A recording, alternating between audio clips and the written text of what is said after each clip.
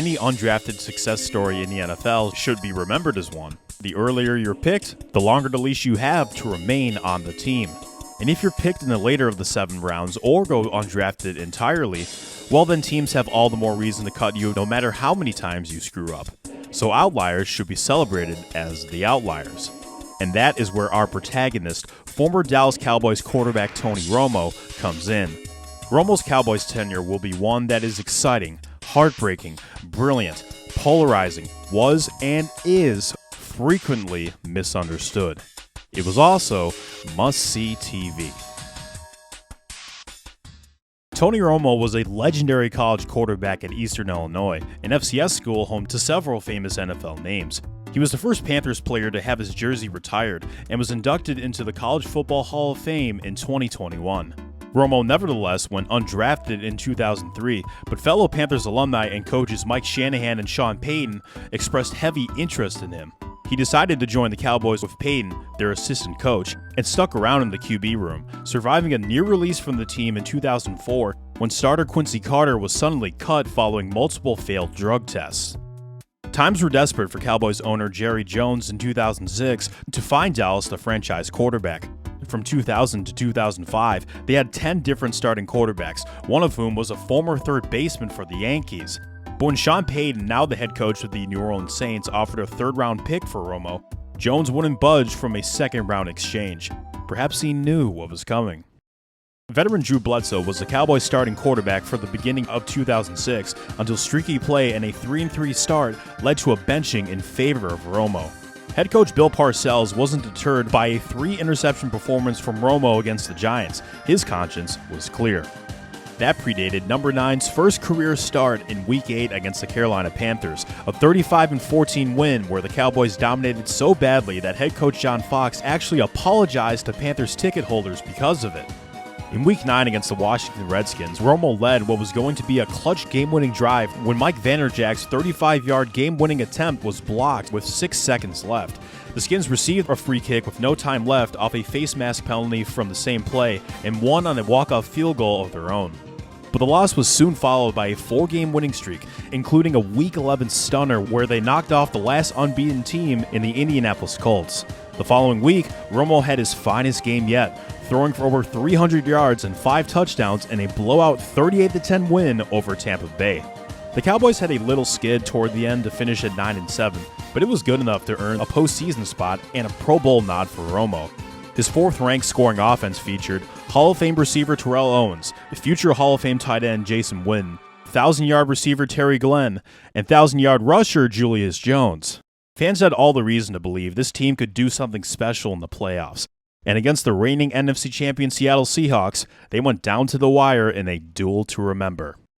Romo's Cowboys had a 20-13 lead with just under 7 minutes remaining. With a chance to ice the game and sap some clock, Romo threw a screen pass that Terry Glenn never had a proper handle of. The ball was knocked out of his hands and into the end zone for both a safety and Seahawks possession. One go-ahead touchdown drive later, Romo was getting the ball back down 21-20 with 4 minutes and change left. On his first game-winning drive attempt in the postseason, Romo converted key first downs and helped drive Dallas to the Seattle 2. He set the Cowboys up in perfect position for an easy game-winning field goal. One problem. The Cowboys placeholder fumbled the snap and was tackled short of the end zone and first down marker, effectively giving Seattle improbable victory. Quarterback Tony Romo was let down by the placeholder, Tony Romo. Back then, it was common for quarterbacks, mostly backups, to be placeholders on kicks, and Romo had done a fine job until the absolute worst moment. Allegedly, the ball was made too slick by the Seahawks equipment team, but Romo had said that didn't matter. It was the lowest he ever felt. It sucked. He did everything right on that last drive, except for a play that didn't even involve quarterbacking. That, unfortunately, came to define what was otherwise a memorable out-of-nowhere season from an unheralded quarterback. But though Bill Parcells was done with coaching after the game, Romo wasn't done at quarterback. Under new head coach Wade Phillips, the 2007 Cowboys ascended to greater heights. Their 13-3 record put them at the top of the NFC food chain with the conference's top seed. 19 interceptions aside, Romo was the first Dallas quarterback to throw for 4,000 yards and 30 touchdowns. He became a gunslinger that brought a lot of risk, but a whole lot more reward, leading a Cowboys team that sent an NFL record 13 players to the Pro Bowl. It felt like the Fates offered the 2007 season as an apology to Romo for how the previous one ended. In week greatest runs from a quarterback ever. On the same drive, Romo called his number with a touchdown run, pushing the Cowboys to a blowout win. The following week, Romo threw 5 interceptions and lost a fumble against the Buffalo Bills in a game that would be widely mocked, if not for the Cowboys stealing the game 25-24 on a last-second kick. Romo became the 8th quarterback in the Super Bowl era to throw 5 interceptions in a game and still come away with the win. A victory over the 10-1 Green Bay Packers in Week 13 allowed Dallas to collect a top seed they never relinquished. So the Cowboys had no reason not to think they could make it to the Super Bowl for the first time in 12 years, and had the privilege of facing a New York Giants team they swept in the regular season. Up 17-14 with a minute 18 left in the third quarter, Romo, known for his time-buying wizardry, made a beautiful play extension that allowed him to find Patrick Crayton on 3rd and forever. Crayton could not find a handle on the ball and dropped it.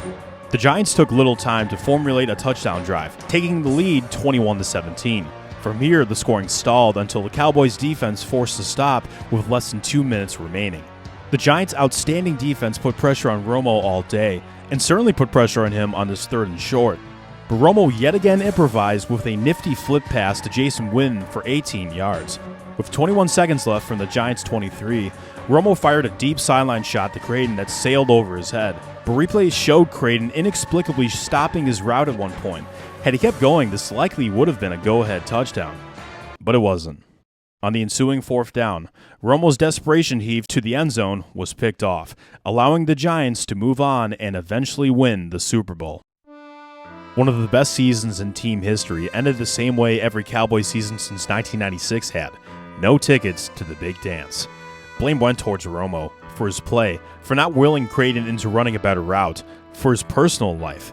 Romo entered a 2-year relationship with singer and actress Jessica Simpson in November of 2007, even vacationing with her in Cabo with a couple teammates during Dallas's playoff bye week. Cowboys fans called the celebrity relationship a curse, and Romo, to many, transformed from the sympathetic underdog in 2006 to a goofy villain everyone took seriously until the playoffs at the end of 2007. For good and bad, though, it was merely the beginning of his time with the Cowboys. The 2008 squad wandered into a 9-6 predicament after starting 3-0, just needing to take care of the Eagles in Week 17 to clinch a wildcard spot. Their 3-0 start was derailed by a stretch where they lost 4 of their next 6, partially due to Romo missing 3 games after breaking a pinky on his throwing hand against the Arizona Cardinals in Week 6. By the way, the Cowboys lost that game on a block punt touchdown. The Cowboys, with Romo's return, embarked on a 3-game winning streak and flew to 8-4. But everything went wrong in a close loss to the Pittsburgh Steelers, whose defense in 2008 is the only to allow less than 4 yards per play in the 21st century. Matters were not helped when Romo suffered a back contusion the following week, but he helped guide the Cowboys to victory over the top-seeded Giants. A win away from clinching a playoff spot, they were halted by the Baltimore Ravens in Week 16, then mollywopped by the Eagles 44-6 in Week 17. The 9-7 Cowboys did not see playoff football or God, and Romo was further questioned for his resume in December. He was 5-8 in the most important month of the regular season.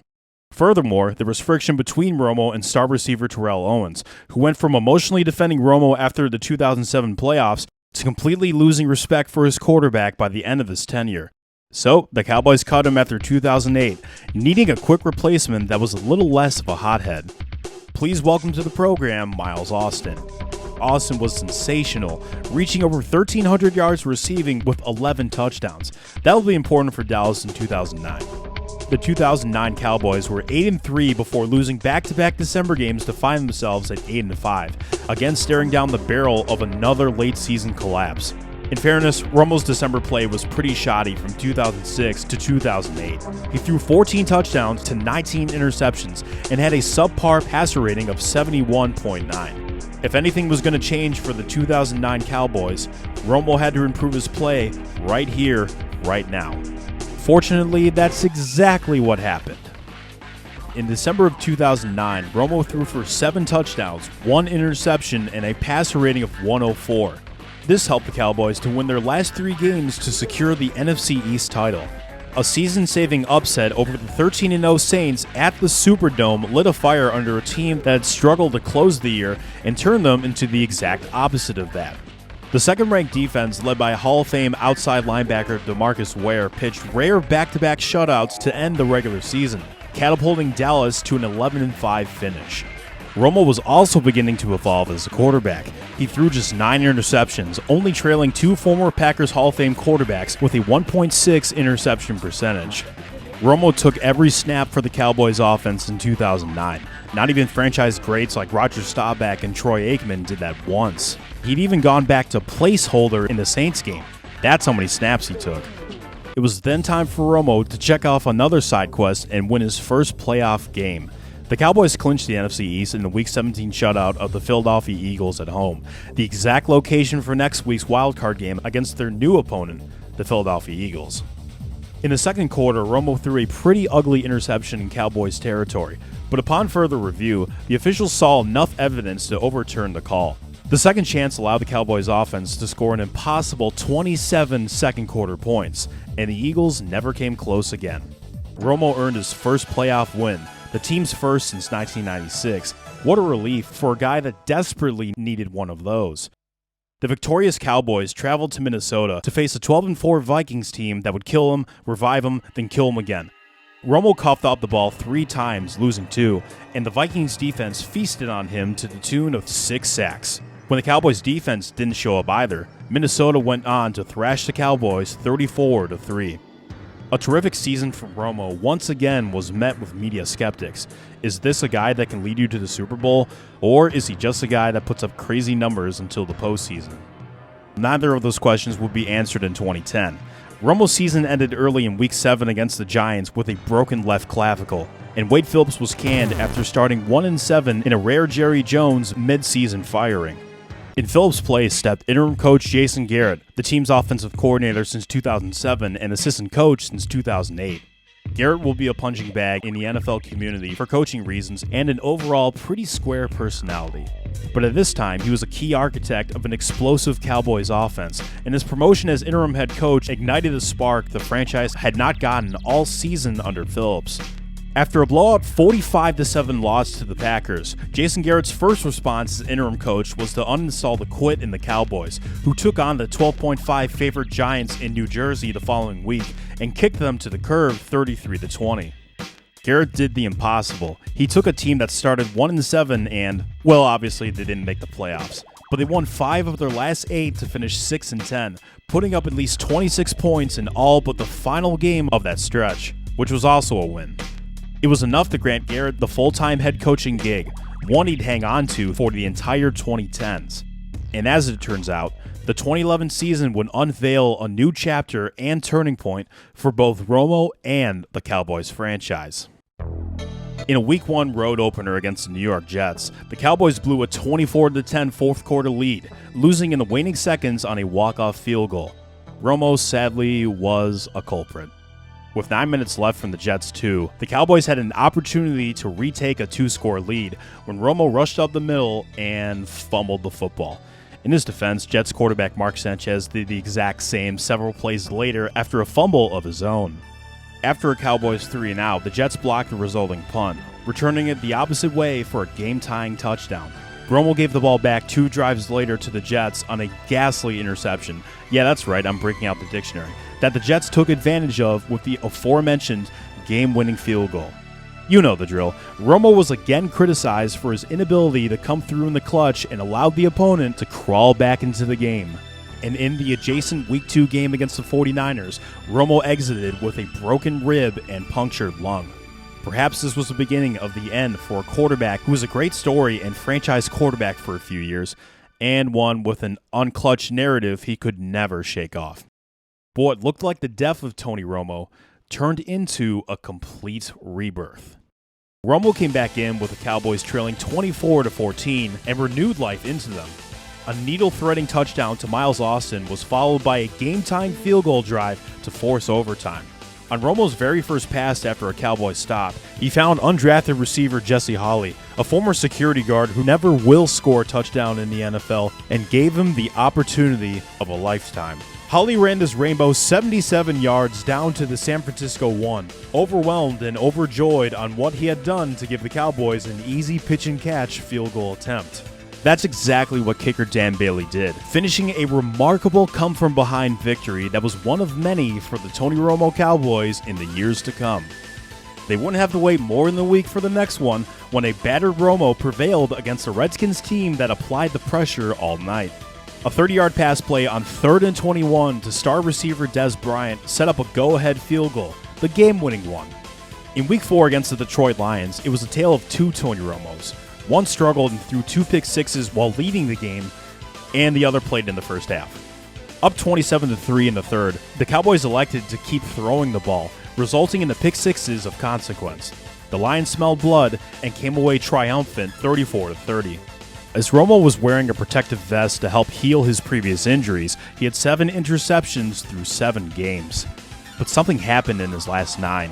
He threw 20 touchdowns to just 3 interceptions the rest of the way, including a 5-game December-January stretch where he threw 10 touchdowns to 1 interception. His passer rating here was just below 116. The fourth quarter comebacks and game-winning drives kept coming with back-to-back clutch wins against the Redskins and Miami Dolphins to get the Cowboys to 7-4.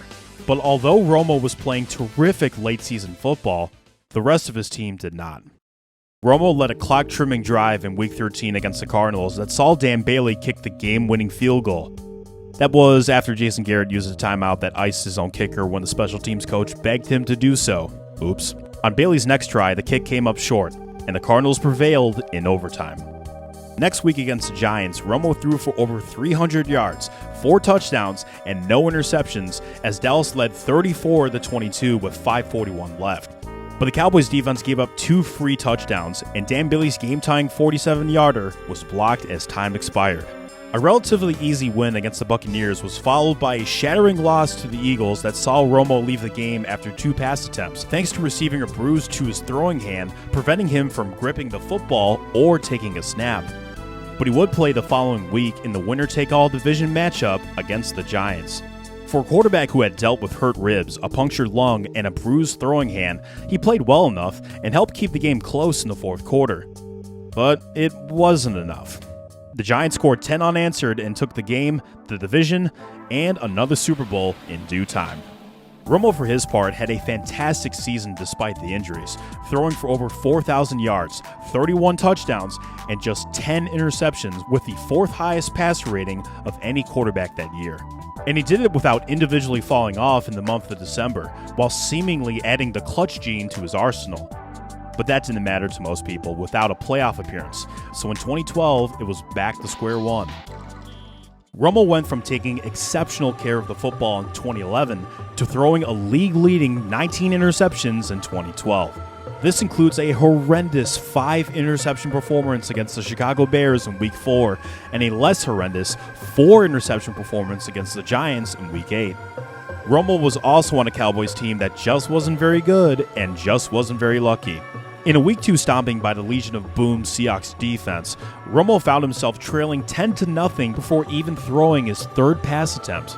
In a Week 6 loss to the Ravens, the Cowboys failed to convert a game-tying 2-point conversion, then recovered an onside kick, then missed the game-winning field goal.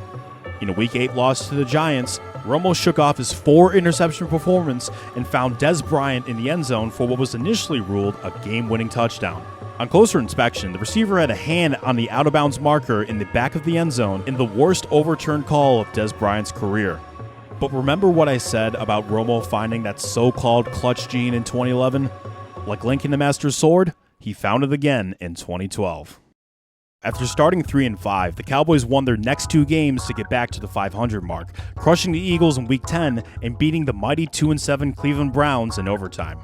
In Week 13, again against the Eagles, Romo broke the Cowboys' touchdown pass record on, what else, a play extension, and led a furious 21-point fourth quarter to sweep their bird rivals. 2 more comeback wins followed against the Bengals and Steelers that moved the Cowboys to 8-6. After 9 touchdowns to 13 interceptions in his first 7 games, Romo calmed down and threw 13 touchdowns to 3 interceptions in his next 7, putting the Cowboys on his back and on the brink of earning a playoff spot.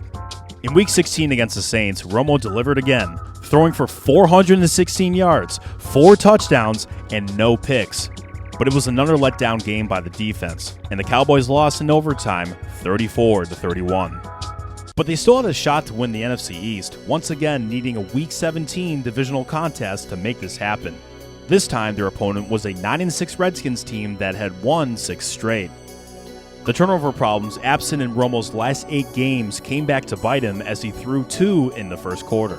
But he and the Cowboys were resilient, and with under 6 minutes left, his Cowboys cut the deficit to 21-18 on a touchdown connection and 2-point conversion.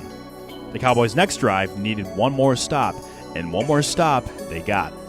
Romo drops back on his first pass, a 14-yarder to the ever-reliable Jason Witten. Romo's second pass is picked off by Rob Jackson. It happened again, a turnover at the absolute worst time, with all eyes glued to the action. The Redskins shut the door with one last touchdown, and Dallas' season ended at 8-8 again. That was all his detractors needed. Romo was handicapping the Cowboys' potential, and they needed to move on from him right away. He was the reason they couldn't win these elimination games. But in the following March, the Cowboys extended Romo for 6 years and a crap load of money, indicating that they thought he was the reason they were fortunate enough to be in these elimination games in the first place. And they were right. What's not discussed about Romo's 2012 season is he led the NFL with 5 fourth-quarter comebacks, tossing in 5 game-winning drives to boot. Goalposts will be created and moved no matter what a quarterback does, short of winning the Lombardi Trophy, but Romo rose up after taking nasty shots behind less than ideal offensive lines and hauled what should have been a rebuilding team and made them NFC East competitors. Of course, with a franchise as iconic as the Dallas Cowboys, that's never good enough. Doesn't matter how bad the team is around you, you gotta deliver them a Super Bowl or it's all for nothing. Regardless if people notice it or not, Tony Romo was playing really good football, and in Week 5 of the 2013 season, he was playing first-class football. It was a quarterback duel for the ages. Romo and the Cowboys faced off against 2013 MVP Peyton Manning and the Denver Broncos, and these two combined for 920 yards, 9 touchdowns, and 2 interceptions. Early in the first quarter, Romo put together one of the signature plays of his career, evading sack after sack after sack after sack after sack, and converting a third down pass to old reliable Jason Witten. With 3 minutes left, the Broncos and Cowboys combined for 12 touchdowns and 96 points. Someone had to win. You couldn't really fault who lost. Except that's not what happened. After going the entire game without an interception, Romo threw one at the worst time with the game tied at 48. His own lineman stepped into him, and as a result, he couldn't step into the throw. The Broncos bled out the rest of the clock and ended one of the greatest regular season games of all time with a walk-off 51-48 game-sealing field goal. It didn't matter that Romo threw for 506 yards and 5 touchdowns. It was the one mistake at the end, which was the throw he couldn't step into, that people remembered. But when is enough really? 48 points is almost always enough for a win. 48 points is usually a sign that you blew out a team. And the 2013 Broncos ended up setting the record for points scored in the season. And Romo's Cowboys were tooth and nail with them the whole way. That's how I remember it. Someone just had to make a mistake in the end. Tony Romo's 2013 season was bizarre. He performed better in losses than he did in wins, like an All-Pro even. Let's not get the wrong idea though. 4 of Romo's 7 losses in 2013 were by 3 points or less, so it's not like he was putting up empty stats in those games. One loss against the Lions in Week 8 was as unlucky as luck could get you. With the Cowboys set to run out some clock and Romo having tossed 3 touchdowns without any turnovers, they let Detroit off the hook when a holding penalty on Dallas gave the timeoutless Lions an unofficial one. The free gift allowed a quick Lions drive capped off by a famous fake spike touchdown from Matthew Stafford. Romo did lead a series of game-winning drives and wins over the Vikings, Giants, and Raiders, but threw 2 fourth-quarter interceptions and a brutal loss to the Packers in Week 15.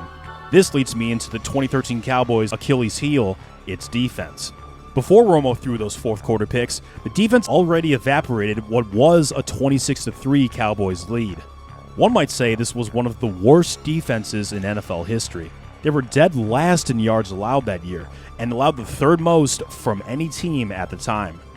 Yet, here the Cowboys were at 7-7, in contention for the NFC East. One obstacle in the way was getting past the Redskins at DC. Romo already underwent back surgery in the offseason to remove a cyst and was forced to miss OTAs, but was also playing with an undisclosed back injury by the end of the game. With 3 minutes left, down 23-17, Romo drove the Cowboys down to the Washington 1.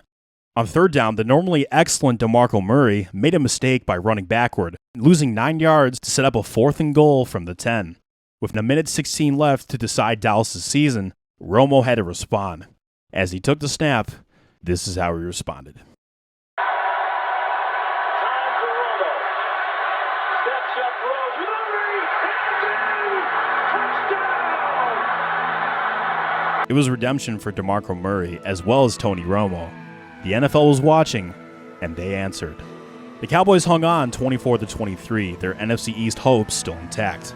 Unfortunately, Romo had given all he could. That undisclosed back injury I previously mentioned ended up being a herniated disc, forcing him to have season-ending surgery.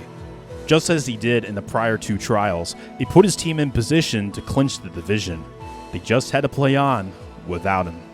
Backup Kyle Orton tried his best, as did the Cowboys, but it was clear they missed Romo. They fell short to the Eagles 24-22, finishing 8-8 for the 3rd straight season. Rumors spread that Jason Garrett's job security was in danger, but the valiant Week 17 effort just might have saved it. One thing was clear though, the Dallas Cowboys needed an offensive line to protect Tony Romo.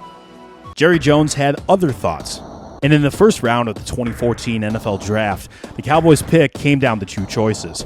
They could take Zach Martin, a future Hall of Fame guard with 7 first-team All-Pro selections and a spot on the 2010s All-Decade team. Or they could take Heisman-winning quarterback Johnny Manziel, one of the biggest draft busts at the position. Jerry wanted to take Manziel and have him develop under Romo, but he was talked into taking Martin instead. Thank God they did. After dropping their season opener to the 49ers, the Cowboys won their next 6 games and looked nothing like the flawed roster that surfaced for 3 years.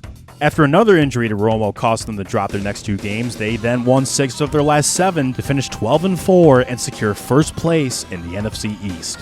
With an offense that featured 3 first-team All-Pros on the offensive line, a first-team All-Pro running back in DeMarco Murray, a first-team All-Pro wideout in Dez Bryant, and Pro Bowler Jason Witten, Romo had little trouble putting together the finest season of his pro career. In Week 5 against the Texans, Romo juked the Defensive Player of the Year in J.J. Watt with one freakish spin before launching a deep bomb in the end zone fished in by Terrence Williams.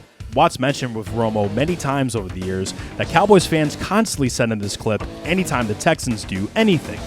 In Week 6 against the defending Super Bowl champion Seahawks team with 1 home loss since 2012, the Cowboys shocked the 9-point favorites 30-23. Romo provided the play of a lifetime on the game-winning drive when he avoided 6,000 sacks and fired a pinpointer to Terrence Williams, who made a beautiful toe-tapping grab. DeMarco Murray played cleanup right after, as did the Cowboys defense. You might remember Giants rookie Odell Beckham Jr.'s all-time great one-handed touchdown in Week 12, but what you may not remember is Romo led the Cowboys on another game-winning drive in that same game, using some of the cleanest pockets you'll ever see and maximizing them to perfection. In December, Romo played as flawlessly as a quarterback can, guiding the Cowboys to a 4-0 stretch, completing almost 75% of his passes, tossing 12 touchdowns, 1 interception, and a passer rating of 133.7. That's the 4th highest rate in a December from any quarterback with 60 pass attempts, and 2nd highest from any QB with 100. It was a marvelous season for 2014's second-team All-Pro selection at quarterback, leading the league in passer rating in ESPN QBR, finishing 3rd in MVP voting, and jotting down his 5th season throwing 10 interceptions or less. Only 6 quarterbacks at that time had more. And it wasn't over. It was time to exact revenge on the Detroit Lions team that gave the Cowboys hell in their previous 2 matchups. I love sounding like a broken record. The Cowboys trail a playoff game by 2 scores in the second half and need a desperate fourth-quarter comeback to try and win it. But down 6 against one of the best defenses in the league, 2 consecutive sacks from the Ndamukong Suh held the Cowboys offense to 3 points. Here's the part of the video where I sincerely apologize to Lions fans because in the modern NFL, no one has gotten screwed by the officials more than this team. A pass interference call on 3rd and 1 is somehow picked up by the officials without acknowledgement. Weird. For some reason, the Lions then took a delay of game penalty on 4th and 1 instead of going for it at the Dallas 46, electing to punt the ball back to Tony Romo. Romo led 4 game-winning drives in the regular season, and if the Cowboys wanted to pull this one off, he was going to have to earn number 5. With 6 minutes left, Jason Garrett goes for it on 4th and 6, which pays off on a 21-yard connection from Romo to Jason Witten. A couple more controversial calls go Dallas's way to set up 3rd and goal from the Lions 3. Let's make that the Lions 8 with a false start on Terrence Williams. Romo takes the snap. He fires a strike in the back of the end zone that's caught by Terrence Williams, putting the Cowboys up 24-20 with 2.5 to go. Just before the 2-minute warning, Matthew Stafford is strip sacked by Anthony Spencer, and the strip is recovered by rookie DeMarcus Lawrence, who is promptly stripped of the ball in a Lions recovery. 8 plays later on 4th and short from the Dallas 42, Stafford drops back and is strip sacked by guess who? DeMarcus Lawrence. This time the rookie hangs on, as do the Cowboys with Romo's 2nd playoff win. With the whole NFL waiting for his downfall, Romo had won a big game. It wasn't the big game, but it was a big game. Sometimes the football gods allow the 2 best quarterbacks to face off in the playoffs, and on January 11th, 2015, Tony Romo's Cowboys got to face MVP Aaron Rodgers' Packers. Romo threw 2 touchdown passes before the 4th quarter, and DeMarco Murray, who set the Cowboys' single-season rushing record in the regular season, ran in another to give Dallas an 8-point 3rd quarter lead. A little redemption for Murray after a costly fumble 7 minutes prior with his team attempting to go up 2 scores. But the Cowboys' defense, a unit that was much improved from 2013 and got stops at all the right times, could not contain Rodgers, giving up 2 touchdowns. Trailing 26-21 with 9 minutes left, Romo was attempting to earn game-winning drive number 6. A 30-yard run from Murray put the Cowboys in great position to do that. Then a few plays later, they faced a 4th and 2 from the Green Bay 32. Dez Bryant is one of the best receivers in franchise history. He set the team record for receiving touchdowns this season with 16. It couldn't be more obvious Romo was looking for him on this down. But instead of advancing the ball a few yards, the Cowboys wanted all the smoke. Romo fires a sideline cannon to Dez and gives him a chance to make a spectacular catch, which he does. The Cowboys take the ball from the 1-yard line and... in a sequence that had Lions fans softly crying tears of joy, the refs determined Dez did not entirely hold on to the ball while contacting the ground. With today's NFL rules, it would have been a catch, but on this day, it wasn't happening. The Packers' superhuman quarterback converted 2 third downs to bring an end to the Cowboys season. This was a great Cowboys team. Perhaps it was their best shot to win it all. But for Romo, he exorcised a few demons and brought in some goodwill after playing well enough to make it beyond the divisional round. Not much you can do when you enter a game against one of the 5 greatest quarterbacks of all time. The Romo-Dez Witten DeMarco quartet was truly fun to watch. It would just now have to be a trio with Murray signing with Philadelphia. In 2015, the question was less about Romo winning big games. Now it was, what could he do to make the Hall of Fame while in his prime? In Week 1 against the Giants, we had an answer. Romo pulled off another masterful 4th quarter comeback on a masterful drive and finished it off with a low snap he picked up and fired to Jason Witten for the game winner. The next week, Romo did just enough to guide the Cowboys to another divisional win over the Eagles. I say he did just enough because he broke his left collarbone on a 3rd quarter sack. The Cowboys had to go without their franchise quarterback for 7 games, and they lost all 7. But in Week 11 against the Dolphins, Romo came back, and his first pass attempt in his return was a 9-yard left-hander. Romo clearly was not 100% evident by his 2 picks. It didn't matter. His presence alone made the Cowboys a different team. At 3-7, there was optimism for them to run the table, especially in a far weaker NFC East than the one in 2014. On Thanksgiving, the Cowboys were actually favored against a 10-0 Carolina Panthers team. I can't think of another time where this happened. And let me tell you, there's a reason for that. The Panthers got their first win over the Tony Romo Cowboys in 6 tries, and it was never close. Romo barely threw over 100 yards for 3 interceptions, 2 of which were pick sixes.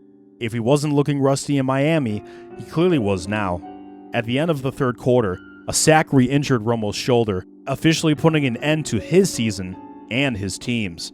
After one win the next week, the 2015 Cowboys inversed on their 2014 record at 4-12. Romo had the offensive line and reliable weapons to continue playing at a high level. It was now on him to stay healthy in 2016. That lasted 3 preseason games before he fractured his back against the Seahawks. But this time, the Cowboys were prepared. After talking Jerry Jones out of selecting a first-round quarterback that would start 4 NFL games total, the Cowboys took Mississippi State's Dak Prescott in the 4th round.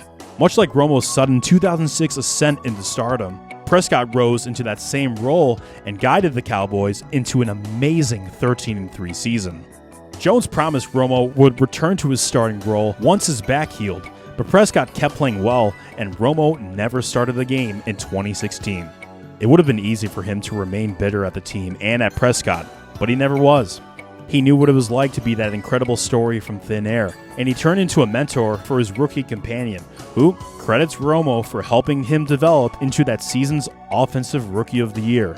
Prescott's career often parallels Romo's, trapped in a locker room culture that's too entitled and never getting the credit he deserves for being an outlier. And like how Romo was unfavorably compared to Troy Aikman, Prescott has been getting unfavorably compared to Romo. On April 4th, 2017, Tony Romo retired from the NFL, but not before one last parting gift. In Week 17 of the 2016 season, the Cowboys clinched everything they needed to, so after a few drives, Prescott was sent to the bench to rest. In for a drive stepped Romo. As he did many times in the past, he led the Cowboys inside the red zone, leaving the NFL for good when the last throw of his career resulted in a touchdown caught by Terrence Williams, going out on top after all. Since his retirement, focus on Tony Romo centers on his teams never getting to the biggest game, never mind winning it. Even in the few seasons where he had a great team, only one top 10 defense existed in his career, and whenever he was fortunate enough to win a playoff game, the Cowboys simply ran into a better team both times. As NFL writer Scott Kaczmar put it, Romo's problem was he was a really good quarterback that couldn't earn that public acceptance until he had a Super Bowl caliber team around him. But when Romo had that good Cowboys team in 2014, he had a convincing case to win MVP. That's no coincidence. From 2006 to 2014, Tony Romo defied the clutch narrative. No one had more fourth quarter comebacks than his 23, and no one had more game-winning drives than his 27.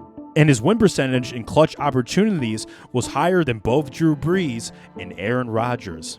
As for his performance in the fourth quarter, it wasn't perfect, but nowhere near as bad as its lore suggests. StatHead's fourth quarter data goes back all the way to 1994, and with the appropriate number of attempts, Romo's fourth quarter passer rating ranks second all time. For an undrafted quarterback, what Romo's done is extraordinary. Yet many of his peers, first-round quarterbacks who didn't have as successful a career as he did, never got the intense criticism he received. It's part of the deal as a Dallas Cowboy. You play the most important position on the richest sports team in the world, your owner markets you to hell and back, and you're scheduled for 50,000 primetime games every year. In any other NFL market, maybe not New York, a quarterback like him would have gotten the respect he deserved. When former Lions quarterback Matthew Stafford was traded to the Rams in 2021, he went from being criticized for failing to show up in big games to winning 4 big games in one season, including the Super Bowl. It was never too late to change his narrative. I wonder if Tony Romo's Rams were somewhere out there.